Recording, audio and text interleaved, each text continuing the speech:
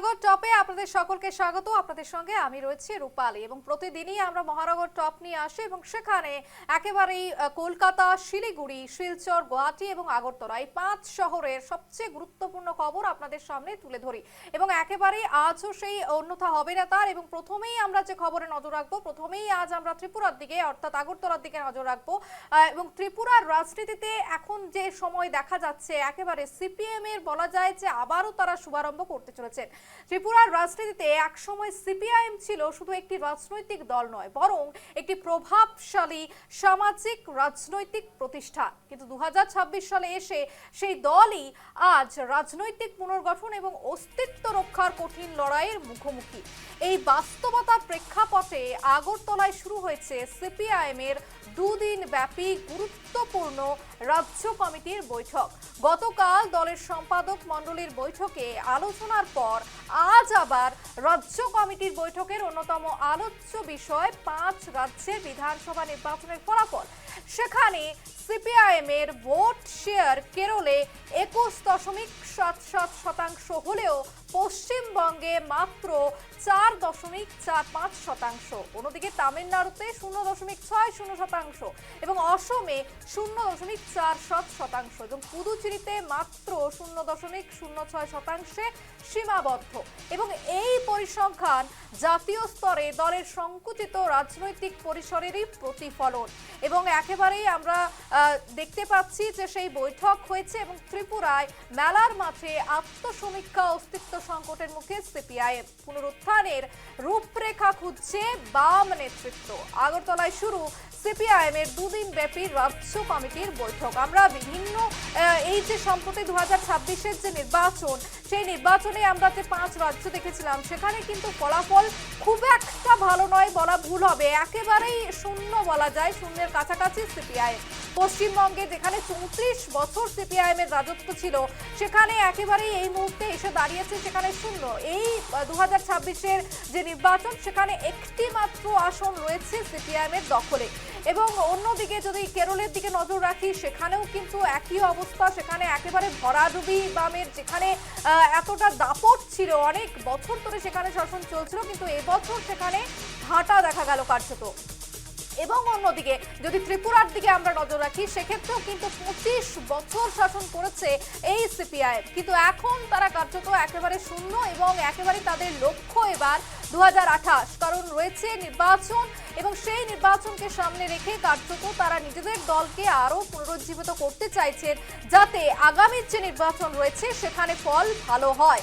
এবং একেবারে ঘুরে দাঁড়াতে চাইছে বাম সমর্থকরা এবং বাম নেতৃত্ব। এবং সেক্ষেত্রে একেবারে বলা যায় যে তারা কি তাহলে এই ত্রিপুরা দিয়েই শুরু করতে চলেছে তাদের ফিরে আসার সেই কার্যক্রম? সেখানে কিন্তু একাধিক প্রশ্ন উঠছে। আমরা সেই ছবিও দেখাচ্ছি বিভিন্ন জায়গায়, গত দুদিন ধরেই কিন্তু বৈঠক চলছে আগরতলায় এবং সেখানে একেবারে কি রূপরেখা হতে চলেছে বা কি কি হতে পারে এবং কিভাবে এই সম্ভব তাদের ফিরে আসা, কিভাবে তাদের ভিত শক্ত হবে সেই নিয়ে কিন্তু একাধিক আলোচনা হচ্ছে। দেখাচ্ছি সেই ছবি। সারা দেশে 5টা রাজ্যের বিধানসভার নির্বাচন হয়েছে এবং এই 5টা রাজ্যের নির্বাচনের ফলাফল আমাদের দেশের রাজনীতির যে ভারসাম্য, এতে এই ফলাফলে একটু অন্যরকম হয়েছে। সেই জায়গায় আগামী দিনগুলোতে আমাদের পার্টি দেশের রাজনৈতিক লড়াই সংগ্রামে কী ধরনের ভূমিকা আমরা পালন করব এবং আজকে আগামীকাল প্রত্যেক মহকুমা থেকে, জেলা থেকে আমাদের প্রতিনিধিরা আসছেন, তাদের মধ্যে আলোচনা হবে এবং আমরা চৌলচেরা বিশ্লেষণ করে আমাদের আগামী দিনের পদক্ষেপ গ্রহণ করব।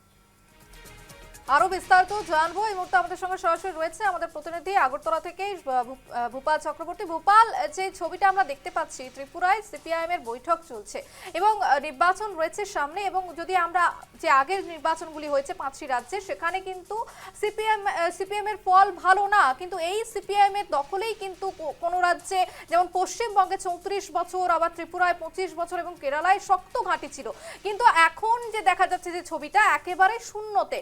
তাহলে তাহলে এই যে বৈঠক হচ্ছে এবং গোটা দেশে তাদের যে ফিরে আসার চেষ্টা, সেটা কি ত্রিপুরা থেকেই শুরু হচ্ছে? একেবারে রূপালী, আমি এখন দাঁড়িয়ে রয়েছি আগরতলার মেলার মাঠের সিপিআইএম কার্যালয়ের সামনে, রাজ্য কার্যালয়। আমার ঠিক উপরের তলাতেই সেখানে বৈঠক হচ্ছে সিপিআইএম রাজ্য কমিটির, এবং দুদিনের এই রাজ্য কমিটির বৈঠক। তুমি যেমনটা পরিসংখ্যান বলছিলে, সদ্য সম্পন্ন 5 রাজ্যের বিধানসভা নির্বাচনের ফলাফলের সঙ্গে যদি ত্রিপুরার গত বিধানসভা নির্বাচনের ফলাফল তুলনা করা হয়, তবে গোটা দেশে বলতে পারি সিপিআইএম এর ভালো ফল কিন্তু ত্রিপুরাতেই হয়েছে। কারণ 2023 সালের বিধানসভা নির্বাচনে ত্রিপুরায় সিপিআইএম পেয়েছিল 27% কাছাকাছি। সে জায়গায় সদ্য সম্পন্ন 5 রাজ্যের যে নির্বাচনী ফলাফল, সেখানে কিন্তু 34 বছরের বাম পশ্চিমবঙ্গে যেখানে সিপিআইএম শাসনে ছিল, সেখানে ভোট এসে দাঁড়িয়েছে 4.45%। কেরলে 10 বছর সরকারে ছিল, সেখানে ভোট এসে দাঁড়িয়েছে 21.77%। অন্যদিকে তামিলনাড়ু, আসাম, পুদুচেরি, সেখানে কিন্তু 1% ভোটও সিকিউর করতে পারেনি সিপিআইএম। সে জায়গায় যদি তুলনা করা হয়, তবে 2023 সালের বিধানসভা নির্বাচনে ত্রিপুরায় সিপিআইএমের দখলে ছিল প্রায় 27%-এর বেশি ভোট, যদিও গত এডিসি নির্বাচনে কিন্তু সিপিআইএমের ভোটের পার্সেন্টেজ কমেছে, 9%-র নিচে নেমে গেছে। সেখানে ত্রিপুরার প্রাক্তন মুখ্যমন্ত্রী, সিপিআইএমের প্রাক্তন পলিট ব্যুরো সদস্য মানিক সরকার কয়েক দফায় এই কথা উল্লেখ করেছেন যে সিপিআইএমের ভোট কমেছে এবং উদ্বেগ প্রকাশ করেছেন। সামনেই ভিলেজ কমিটির নির্বাচন, সেই নির্বাচনের মধ্য দিয়ে কি সিপিআইএম ঘুরে দাঁড়াতে পারবে? 2028 সালের বিধানসভা নির্বাচনের আগে সিপিআইএম ত্রিপুরাতে কি সেই প্লট তৈরি করতে পারবে যেখান থেকে বিজেপিকে চ্যালেঞ্জ করতে পারবে? যেখানে সিপিআইএম এর অভিযোগ যে গোটা দেশে রাজনৈতিকভাবে বিজেপি আগ্রাসী অবস্থায় নিচ্ছে, সেই অবস্থায় বিজেপিকে টেক্কা দেওয়ার জন্য গোটা দেশে সিপিআইএম সবচেয়ে বেশি ভোটের শতাংশে যদি বলি, তবে ত্রিপুরায় ভালো অবস্থানে রয়েছে। তো স্বাভাবিক কারণেই ত্রিপুরায় ঘুরে দাঁড়ানোর এই লড়াইয়ে আজ রাজ্য কমিটির বৈঠকেও আলোচনা হচ্ছে বলে জানা গেছে, এবং আগামীকালও চলবে এই আলোচনা। তারপরেই কার্যত দলের যে রণকৌশল, সেই রণকৌশল প্রকাশ্যে আনবে, এবং দল কিভাবে, যদিও মোহাম্মদ সেলিম কিন্তু গতকালই বলার চেষ্টা করেছেন যে পশ্চিমবঙ্গেও বিভিন্ন বাড়িতে বাড়িতে গিয়ে বা মানুষের সঙ্গে সরাসরি সংযোগ স্থাপন করে দলকে পুনরুদ্ধার বা পুনরুত্থানের চেষ্টা করছে সিপিআইএম। সেই একই কায়দায় ত্রিপুরাতেও বিশেষ করে জনজাতি এলাকায়, পাহাড়ি অঞ্চলে যেভাবে জমি ধসে গেছে, কারণ কোনো এক সময় এই এডিসিতে কিন্তু 28টি আসনের মধ্যে 28টিতেই জয়ী হতো সিপিআইএম, কিন্তু 2018 সালের নির্বাচনী মাধ্যমে ত্রিপুরার বিধানসভায় পালাবদলের পর এডিসিতেও কিন্তু মুখ থুবড়ে পড়েছে বামেরা। এই অবস্থায় এই আগামী দিনগুলোতে বিশেষ করে ভিলেজ কমিটি নির্বাচনের মধ্য দিয়ে দল নিজের অস্তিত্ব প্রমাণ করতে পারে কি না পাহাড়ি এলাকায়, এবং সেটাকে ভর করে আগামী মিউনিসিপ্যালিটি, কারণ এডিসি ভিলেজ কমিটি নির্বাচনের পরেই রয়েছে আরবান বডির নির্বাচন ত্রিপুরাতে, সেই প্রায় গা লাগা এই নির্বাচনে দল শহরে কতটা নিজেদের অস্তিত্ব রক্ষা করতে পারে বা তুলে ধরতে পারে, সেটাও কিন্তু দেখার বিষয়। সব মিলিয়ে বলা যেতে পারে 28 বিধানসভা নির্বাচনের আগে এই বৈঠক নিঃসন্দেহে একটা প্রস্তুতি হিসাবেই দলের পক্ষ থেকে বলা হচ্ছে। দেখার বিষয় বাস্তবে দল তাদের যে নীতি কৌশল রয়েছে, রণকৌশল রয়েছে, সেটা কতটা বাস্তবায়িত করতে পারে। রূপালী, একেবারেই ভূপাল, অর্থাৎ তুমি যেমনটা বললে যে একদিকে অস্তিত্ব সংকটের লড়াই তো বটেই, কারণ গোটা দেশের যে রেজাল্ট যদি আমরা সেদিকে তাকাই, সেদিকে একটা অস্তিত্বের সংকট আছে। অন্যদিকে যে আগামী নির্বাচন আছে, সেখানে যাতে তাদের যে সেই ভিত ফিরে পাওয়া, সেই কিন্তু রূপরেখায় এই আলোচনার মধ্যে হচ্ছে, এবং আগামী কালও রয়েছে সেই আলোচনা। সেখানে কি উঠে আসে সেদিকেও আমাদের নজর থাকবে। তবে আপাতত একেবারে ধন্যবাদ ভূপাল, এবং এই মুহূর্তে আমরা চলে যাব শিলিগুড়িতে, এবং শিলিগুড়িতে ইতিমধ্যে আমাদের সঙ্গে সরাসরি রয়েছে আমাদের প্রতিনিধি জয়দীপ বাগ, এবং অন্যদিকে শিলচর থেকে আমাদের সঙ্গে জুড়ে গিয়েছেন বিক্রম সরকার। এবং শিলিগুড়ির যে খবর, শিলিগুড়িতে বড় অফিস ঘেরাও করে বিক্ষোভ দেখালো ভারতীয় পার্টির 1 ও 2 নম্বর মণ্ডল কমিটি। শহরের পানীয় জলের সমস্যা ও জল নিকাশি ব্যবস্থার অবনতির অভিযোগ তুলে তারা এই বিক্ষোভ কর্মসূচি পালন করে। বৃহস্পতিবার 1 নম্বর বড় অফিস ঘেরাও করে বিজেপি কর্মী সমর্থকেরা স্মারকলিপি জমা দিতে গেলে পরিস্থিতি একেবারে উত্তপ্ত হয়ে ওঠে এবং সেই বাক বিতণ্ডার ছবি আমাদের কাছে আছে। বড় চেয়ারপারসন গার্গী চ্যাটার্জির সঙ্গে বিক্ষোভকারীদের তুমুল বাক বিতণ্ডা হয় বলে জানা গিয়েছে। অভিযোগ, পূর্ব নির্ধারিত কর্মসূচি থাকা সত্ত্বেও চেয়ারপারসন অফিসে উপস্থিত না থাকায় ক্ষোভে ফেটে পড়েন বিক্ষোভকারীরা এবং এরপর বড় অফিস চত্বরে ব্যাপক উত্তেজনা ছড়িয়ে পড়ে। বিজেপির অভিযোগ, বর্ষা শুরু না হলেও শহরের একাধিক ওয়ার্ডে জল জমার সমস্যা রয়েছে এবং সাধারণ মানুষ চরম দুর্ভোগের মুখে পড়ছেন। এই রকম ধরনের একাধিক অভিযোগ নিয়ে তারা সেখানে উপস্থিত হন এবং আমরা সেই ছবি দেখাচ্ছি। তুমুল বাকবিতণ্ডা হয়। অন্যদিকে গার্গী চ্যাটার্জি, যিনি চেয়ারপারসন, তার যে সাফাই, তিনি বলছেন যে 4 বছর হয়েছে আমি ক্ষমতায় এসেছে এবং আমার হাতে পাওয়ার এসেছে, কিন্তু একভাবে সব কাজ সম্ভব নয়, কিন্তু 1 সপ্তাহের মধ্যে সমাধানের চেষ্টা করব। তাহলে এই কথা যখন গার্গী চ্যাটার্জি বলছেন যে 1 সপ্তাহের মধ্যে সমাধানের চেষ্টা করবেন, তাহলে 4 বছর তিনি কি করছিলেন আমরা সব জানবো। এবং এই মুহূর্তে আমাদের সঙ্গে সরাসরি রয়েছে আমাদের একেবারে প্রতিনিধি রয়েছে জয়দীপ বাগ, কিন্তু তার আগে আমরা শুনবো যে গার্গী চ্যাটার্জি তিনি কি বলেছিলেন, তিনি ঠিক কি বলেছিলেন সেটাই শোনাবো। সত্যি কথা বলতে কি, ওর 46 নাম্বার ওয়ার্ড নিয়ে সমস্যা আছে, সে বিষয়ে কোনো সন্দেহ নেই। আমরা বেশ কয়েকবার সেটা নিয়ে গিয়েছি, কিন্তু যে জায়গাগুলো সমস্যা আছে 46-এ সেটা আমরা জেনেছি অনেক দেরি করে। তো চেষ্টা করছি, অলরেডি পিডাব্লিউডিকে চিঠি করে কমিশনার, আমাদের কর্পোরেশনের কমিশনার, এটার জন্য একটা পারমিশন চেয়েছে। কারণ যে ড্রেনটা করবে পিডাব্লিউডির, সেটা রাস্তার কিছু অংশ ভেঙে কাজটা করতে হবে, পিডাব্লিউডির পারমিশন না পেলে হবে না। আর কিছু 46-এর সমস্যা আছে গার্বেজে, তো সেটা বলা হয়েছে, সেটা তুলে দেওয়া হবে। এই জল জমা, বর্ষাকালে তো জল জমার, এটা ভালো করেই মোটামুটি সবাই জানেন, হয়তোবা ওনারাও জানেন যে শিলিগুড়িতে যে ড্রেনগুলো আছে, ম্যাক্সিমাম ড্রেনগুলো ঠিকঠাক তাদের যে তারা যে ইয়েতে করা, ডিপতে করা ডেপথ ঠিক নেই, বা তাদের যে পাথটা আছে ঠিকভাবে সেই পাথ করা নেই, মানে যেদিকে জল যাওয়ার কথা সেটা যায় না, উল্টো দিকে যায়। এটা দীর্ঘদিনের সমস্যা। আমরা তো সবেমাত্র 4.5 বছরের এখানে বোট চালাচ্ছি, তো তার মধ্যে সব জায়গায় সব ড্রেন মেরামতি করা সম্ভব হয়নি। কিছু কিছু জায়গায় ড্রেন মেরামতি করা হয়েছে, কিন্তু বেশিরভাগটা হয়নি, কারণ আমরা ওনার বক্তব্য শুনলাম এবং আরো বিস্তারিত জানবো। এই মুহূর্তে আমাদের সঙ্গে সরাসরি রয়েছে আমাদের প্রতিনিধি জয়দীপ বাগ। জয়দীপ, আমরা শুনলাম যে তিনি 4 বছরটা বলছেন, মাত্র 4 বছর। যাই হোক, তিনি মাত্র 4 বছর ক্ষমতায় এসেছেন বা তার হাতে সেই জিনিস দায়িত্ব দেওয়া হয়েছে, কিন্তু তিনি পারেননি এবং আগামী 1-2 সপ্তাহের মধ্যে তিনি চেষ্টা করবেন। আর কি কি আপডেট রয়েছে তোমার কাছে?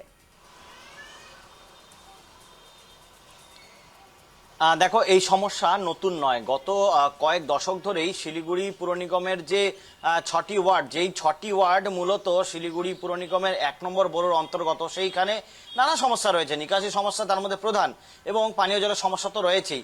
তার মধ্যে 46 নম্বর ওয়ার্ডে সবচেয়ে বেশি সমস্যা রয়েছে, কারণ দীর্ঘদিন ধরে দেখো 46 নম্বর ওয়ার্ডের কাউন্সিলর তথা মেয়র পরিষদ দিলীপ বর্মনের সাথে মেয়র এবং অন্যান্য মেয়র পরিষদের সঙ্গে একটা ঝামেলা চলছে, এবং যা নিয়ে রাজনীতিতে একেবারে শীর্ষে খবরও, সেই খবর প্রকাশ হয়েছিল, এবং এখনো সেই সমস্যা একটা দূরত্ব রয়েছে, যার জেরে ওই ওয়ার্ডের মানুষ সবচেয়ে বেশি ভুক্তভোগী। তাছাড়াও কিন্তু 1 নম্বর বড় আন্ডার যে ওয়ার্ডগুলি রয়েছে, মূলত 1, 2, 3 এবং 45, 46, 47, এই ওয়ার্ডগুলিতে প্রবল জল নিকাশি সমস্যা। গত কয়েকদিন ধরে উত্তরবঙ্গে প্রবল টানা বৃষ্টি চলছে, এবং এই বৃষ্টির জেরে নিকাশি নালা এই ওয়ার্ডগুলিতে সমস্যা থাকায় বিভিন্ন জায়গায় জল জমে যাচ্ছে, মানুষকে চরম দুর্ভোগে পোহাতে হচ্ছে, এবং যা নিয়ে আজ কিন্তু প্রতিবাদে সরব হয়েছে বিজেপির 1 এবং 2 নম্বর মন্ডল কমিটি। যেটা অভিযোগ যে তারা আগে থেকেই সময় নিয়ে রেখেছিলেন, গার্গী চ্যাটার্জি যিনি বড় চেয়ারপারসন, তার সাথে সময় নিয়ে রেখেছিলেন তার কাছ থেকে, কিন্তু তারা যখন বিক্ষোভ দেখা যান তিনি সেখানে ছিলেন না। এতেই কিন্তু আরো ক্ষোভে ফেটে পড়েন বিক্ষোভকারীরা। যদিও পরে চেয়ারপারসন তিনি আসলে তার সাথে বাদ বিতণ্ডায় জড়িয়ে পড়ে, যে ছবি আমরা কিন্তু তুলে ধরলাম দর্শকদের কাছে। কিন্তু বিক্ষোভকারীদের দাবি যে দীর্ঘদিন ধরে এই সমস্যা রয়েছে, কাউন্সিলরের মাধ্যমে স্থানীয়রা বারবার অভিযোগ জানিয়েছে, কিন্তু হচ্ছে হবে। আখিরে কিন্তু বাস্তবের মাটিতে এই সমস্যা সমাধানে কোনো রকম কাজ করতেই পারেনি শিলিগুড়ি পুর নিগম। আর তাই অবিলম্বে এই বর্ষার আগে যাতে এই সমস্যাগুলি সমাধান করা যায়, আমরা তো নিকাশি সমস্যা, সেই নিকাশি সমস্যা যাতে সমাধান করা যায়, নিকাশি নালাগুলি যাতে অবিলম্বে মেরামত করা যায়, সেই দাবি তোলা হয়। যদি না হয় 1 সপ্তাহ সময়সীমা বেঁধে দেওয়া হয়েছে বড় চেয়ারপারসনকে। যদি 1 সপ্তাহে সেই সমস্যা সমাধান না হয়, আগামী দিনে যে আরো বৃহত্তর আন্দোলনে নামতে চলেছে বিজেপি, সেটা কাজ কিন্তু কার্যত তারা কিন্তু ইঙ্গিত দিয়েছে। রূপালী। একেবারেই তুমি যেমনটা তুলে ধরলে যে 1 সপ্তাহ সময় দেওয়া হয়েছে এবং তার মধ্যে এই সমস্ত কাজ পূর্ণ করতে হবে। এবং আমরা আবারও অন্য খবরে যাব, সেদিকে শিলচরেও আরো গুরুত্বপূর্ণ খবর রয়েছে, আমাদের প্রতিনিধিও রয়েছে। ফিরে এলাম বিরতির পর এবং এবার নজর রাখতে হচ্ছে শিলচরের দিকে। কাছাড় জেলার উধারবন্দের পারিজাত রেস্টুরেন্ট অ্যান্ড স্পার মালিক ডক্টর জেপি দাসকে গ্রেপ্তার করেছে কাছাড় পুলিশ। তার বিরুদ্ধে ভারতীয় ন্যায় সংহিতা, পক্সো আইন এবং ইমোরাল ট্রাফিক আইনের একাধিক ধারায় মামলা রুজু করা হয়েছে। পুলিশ সূত্রে জানা যাচ্ছে উধারবন্দ থানায় এই ঘটনার মামলা নম্বর 61/2026 দায়ের করা হয়েছে। অভিযোগ, প্রতিষ্ঠানে বেআইনি কার্যকলাপ চলছিল বলেই তদন্তে উঠে এসেছে এবং এর পাশাপাশি আগের ভুয়ো চিকিৎসক সংক্রান্ত একটি মামলাও তথ্য বর্তমানে তদন্ত যুক্ত করা হয়েছে বলে পুলিশ জানিয়েছে। Under Section 96 and 127 of BNS and Section 4 and Section 17 of Protection of Children from Sexual Offences Act and under Section 3, 4, 5, 6, 7 of Immoral Trafficking and Prevention Act. ए सेक्शनर मध्य आमी केसटा रेजिस्टर करिछु और इन्वेस्टिगेशन चलि आछे कि ए जेटु माइनर ছোৱালী আৰু जेटु আৰু দুটা ছোৱালী আছে এটু কিহৰ কাৰণে ইয়াত আনা গৈছে, ये কামৰ কাৰণে আনা গৈছে নহ'লে কিবা বেলেগ ধৰণৰ লিগেল বা ইলিগেল কিহৰ কাৰণে আনা গৈছে আৰু কিবা ইহঁতি যেটু কাম কৰে এইটো মালিকে জানে না নাজানে, যেটু কিবা বেলেগ ৰেকেট আছে না সিন্ডিকেট চলি আছে, এইটো আমি তদন্ত কৰি আছোঁ। এতিয়া 10:30 আনুমানিক 10:30মান বজাত আমি এটা খবৰ এটা পালোঁ, এটা ল এণ্ড অৰ্ডাৰ চিটুৱেশ্যন হোৱা বুলি। পাৰিজাত হোটেল এণ্ড ৰেষ্টুৰেণ্ট আছে লাঠিগ্ৰাম আণ্ডাৰ উদাৰবন PS মহাচৰকৰ ওচৰত। তাতে ভিক্টিম ৰিকভাৰ হৈছিলে 2-3জনমান আৰু একৰ্ডিংলি ৰিকভাৰ কৰা হ'ল। আৰু তাৰপিছত বাকী যোনখিনি আমাৰ আইনীয়া প্ৰক্ৰিয়া আছে, এটা কেছ এটা ৰুজু হৈছে, আইনীয়া প্ৰক্ৰিয়াখিনি আৰম্ভ হৈছে। আমরা আরো বিস্তারিত জানবো। এই মুহূর্তে আমাদের সঙ্গে সরাসরি রয়েছে আমাদের প্রতিনিধি বিক্রম। যে ঘটনায় যে জেপি দাস, তার বিরুদ্ধে একাধিক অভিযোগ রয়েছে এবং একেবারে দীর্ঘদিন ধরে তার এই অনৈতিক কার্যকলাপ চলছিল, কি কি আপডেট রয়েছে এই মুহূর্তে? হ্যাঁ রূপালী, দেখো এই যে জেপি দাস, জয়প্রকাশ দাস, যে বাংলাদেশ থেকে ডিগ্রি নিয়ে এসে এখানে বিগত অনেক ডিকেড থেকে এখানে ওনার ব্যবসা চালাচ্ছে, হসপিটাল চালাচ্ছেন, 2 নম্বরই ব্যবসা চালাচ্ছেন, স্পা চালাচ্ছেন, আর অনেকটি র্যাকেট চালাচ্ছেন। আর এটা নিয়ে কিন্তু অভিযোগ আর ক্ষোভ পোষছিলেন এই যে এই এলাকার মানুষ। সেই দিন পরশুদিন রাতের এই ঘটনার পর পুলিশ তাকে হেফাজতে নেয়, উধারবন থানার তার এগেইনস্টে কেস দায়ের করা হয়। কালকে তাকে নিয়ে আসা হয় প্রথমে জিজ্ঞাসাবাদের জন্য SSP অফিসে। সেখানে এডিশনাল এসপি হেডকোয়ার্টার এবং এডিশনাল এসপি ক্রাইম জানিয়েছেন যে তার এগেইনস্টে যেগুলো কেস দায়ের করা হয়েছে সেগুলো যেমনটা করে তুমি উল্লেখ করছো, উধারবন থানায় 61/2026 এর আন্ডারে section 96 and 127 of Bharatiya BNS, section 4 and 7 of the Protection of Children from Sexual Offense Act, যেটা পক্সো অ্যাক্ট, এবং section 3, 4, 5, 6 and 7 of the Immoral Traffic Prevention Act, যেটা Immoral Trafficking Prevention Act। এমন বলছেন তারা যে এটার সাথে সাথে গতবার যখন ভুয়ো চিকিৎসকদের ধরপাকড় চলছিল তখন কিন্তু এই জেপি দাসকেও ধরা হয়েছিল আর তাকে জেল হাজতে পাঠানো হয়েছিল, যদিও সে পরে আবার বেরিয়ে এসে যায়। এটা ওনার সাথে রেগুলার পিরিয়ড হয়েছে, অনেকবার তাকে পুলিশ ধরেছে, কিন্তু যে কোনো চক্রের হয়তো ফোর্সে সে বেরিয়ে এসে যায়। কিন্তু এইবার পুলিশকে জিজ্ঞেস করার পর তারা বলেছে যে এই যে অ্যাক্ট গুলো লাগানো হয়েছে, এই কেস দায়ের করা হয়েছে, তার সাথে সেই ভুয়ো চিকিৎসকের যে অ্যাঙ্গেলটা সেটাও তারা জুড়ে দিয়েছেন এবং তারা এটা বলেছেন যে এবার কড়া পদক্ষেপ নেওয়া হবে। কেননা এই জেপি দাসকে যদি ভালো করে রূপালী তদন্ত করা হয় বা তার ব্যাকগ্রাউন্ড ভালো করে চেক করা হয়, কেমন ভাবে এত বছর থেকে সে এই ব্যবসা চালিয়ে আসছিল, এই নোংরামি চালিয়ে আসছিল, তারপরেও ধরার পরে সে বেরিয়ে যাচ্ছে, ওর এই পুরো খোলাসা যদি করে পুলিশ তদন্ত করে তাহলে কিন্তু অনেক বড় বড় মাথারাও কিন্তু বেরিয়ে আসতে পারে বা অনেক বড় নামও বেরিয়ে আসতে পারে। কেননা এই জেপি দাস কে পুলিশ গ্রেফতার করে ছেড়ে দেয়, কেন ছেড়ে দেয়, কোত্থেকে সে পারমিশন পেলো, কেমন করে সে এখানে পুরো শহরের মধ্যেখানে হসপিটাল বানালো, বানিয়ে এতদিন থেকে চিকিৎসার নামে সে তার ব্যবসা চালিয়ে যাচ্ছে, তারপর এই স্পা সেন্টার রেস্টুরেন্টের নামে সে এখানে ব্যবসা চালিয়ে যাচ্ছে।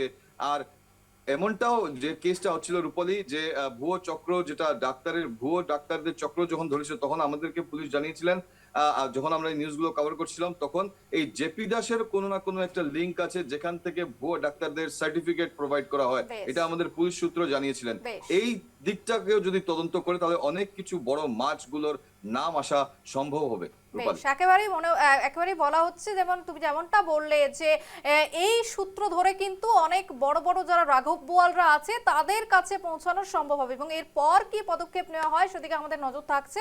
তবে আপাতত ধন্যবাদ বিক্রম। এবং এরপর আমরা একেবারেই কলকাতার দিকে নজর রাখবো, সেখানের যে খবর উঠে আসছে ইতিমধ্যেই, এবং মেসি কাণ্ড যে নিয়ে কিন্তু একেবারেই একের পর এক আপডেট এসেছে। এবং এবার যে আপডেট, মেসি কাণ্ডে 3 ঘন্টা জেরা, একাধিক অস্বস্তিকর প্রশ্নের মুখে অরূপ বিশ্বাস। 22 তারিখ ফের তলব। যুব ভারতী ক্রীড়াঙ্গনে লিওনেল মেসির অনুষ্ঠান ঘিরে তৈরি হওয়া আন্তর্জাতিক কেলেঙ্কারির তদন্তে আজ হাজিরা দিয়েছিলেন প্রাক্তন ক্রীড়ামন্ত্রী অরূপ বিশ্বাস। তদন্তকারী আধিকারিকদের একটি বিশেষ দল টানা 3.5 ঘন্টা ধরে জেরা করেছে এই দাপুটে তৃণমূল নেতাকে, কিন্তু এখনই রেহাই মিলছে না। আগামী 22 তারিখ ফের একবার অরূপ বিশ্বাসকে তলব করেছে পুলিশ, এবং এই 3.5 ঘন্টার ম্যারাথন জেরায় প্রাক্তন মন্ত্রীকে কার্যত একের পর এক অস্বস্তিকর তীক্ষ্ণ প্রশ্নের মুখোমুখি হতে হয়েছে। মূলত দুটি বিষয়ের উপর সবচেয়ে বেশি জোর দিয়েছিল তদন্তকারীরা। প্রথমত, কঠোর আন্তর্জাতিক নিরাপত্তা বেষ্টনী এবং প্রোটোকল ভেঙে মেসির কতটা কাছাকাছি অরূপ বিশ্বাস কি করে পৌঁছলেন, কার অনুমতিতে তিনি বারবার বিশ্বজয়ী অধিনায়কের গায়ে হাত দিয়ে ছবি তুলছিলেন তা জানতে চাওয়া হয়, কারণ মেসির টিমের পাঠানো ইমেলে এই বিষয়টি নিয়ে সবচেয়ে বেশি আপত্তি তোলা হয়েছিল, এবং বিধাননগর থানার তরফ থেকে কিন্তু মেল করা হয় মেসির টিমকে, এবং মেসির টিম সেখানে রিপ্লাই করে, এবং সেখানে বলা হয় যে বিশৃঙ্খলা ছিল, এবং এই যে বগল দাবা করে কার্যত যে মেসিকে নিয়ে ঘুরে বেড়াচ্ছিলেন এই অরূপ বিশ্বাস, সেই ছবিও আমাদের কাছে রয়েছে, সেই ছবি আমরা দেখাচ্ছি সেই সময়। এবং সেই এতটা কাছাকাছি তিনি কিভাবে গেলেন, কারণ সমস্ত আন্তর্জাতিক যারা রয়েছেন, যারা ব্যক্তিত্ব, তাদের কিন্তু একটি বিশেষ প্রোটোকল থাকে। সেক্ষেত্রে কিন্তু কারোর গায়ে হাত দেওয়া বা কারোর অনেকটা কাছে গিয়ে যাওয়া, সেই নিয়ে কিন্তু একাধিক প্রোটোকল থাকে। সেই প্রোটোকলও ভেঙেছিলেন এই অরূপ বিশ্বাস, এবং চরম বিশৃঙ্খলা হয়েছিল মাঠে। একেবারে গোটা শহর দেখেছিল, এবং গোটা বিশ্বে একেবারে কলকাতার মানকে নিচে নামিয়ে এসেছিলেন এই অরূপ বিশ্বাস, এবং অবশেষে 3 বার তিনি হাজিরা দিয়েছেন, এবং চতুর্থবারের সময় তিনি অবশেষে হাজিরা দিলেন, এবং সেখানেই কিন্তু তার রেহাই নয়। আবারও তাকে 22 জুন তাকে আবারও কিন্তু তলব করেছে পুলিশ।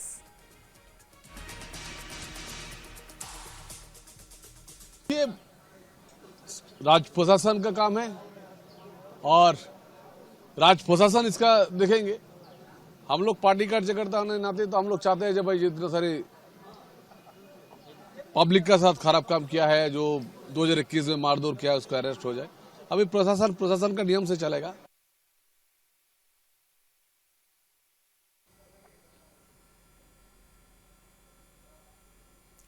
মহানগর চপ আজ এ পর্যন্তই। আর অন্যান্য খবরের আপডেট পেতে অবশ্যই নজর রাখুন নিউজ লাইভ বাংলায়।